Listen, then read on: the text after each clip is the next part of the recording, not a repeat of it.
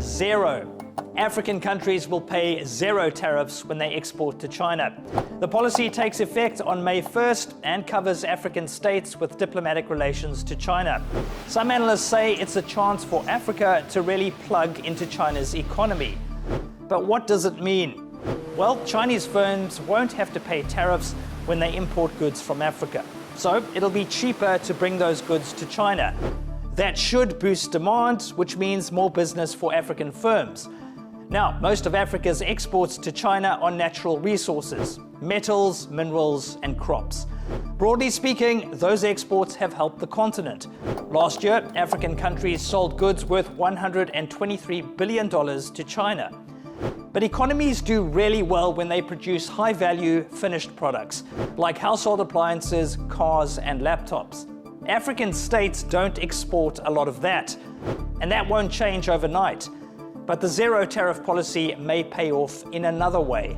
Foreign firms could make more products in Africa, then export to China without paying tariffs. So, in a sense, Africa would become a gateway to China, a market of 1.4 billion consumers.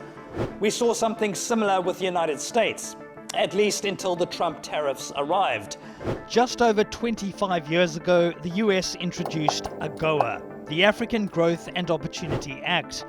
AGOA scrapped many of the tariffs on African products coming into the US. And the impact was clear. For example, automakers like Toyota, BMW, Ford, and Mercedes all had factories in South Africa. AGOA allowed them to sell cars to America tariff-free. The bottom line, exports to the US generated $1.6 billion in 2024. But how did all of that help South Africa? Well, it meant millions of dollars in tax revenue and thousands of jobs. Local auto workers gained world-class skills, while the country got access to the best technology. And that helped its manufacturing industry, exposing it to the tech and workflows that drive growth.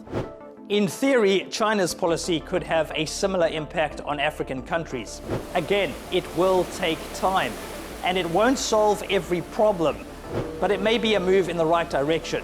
Because, as we've seen, a zero tariff policy isn't just about cheap products. It's also about the future and sparking the kind of change that Africa needs.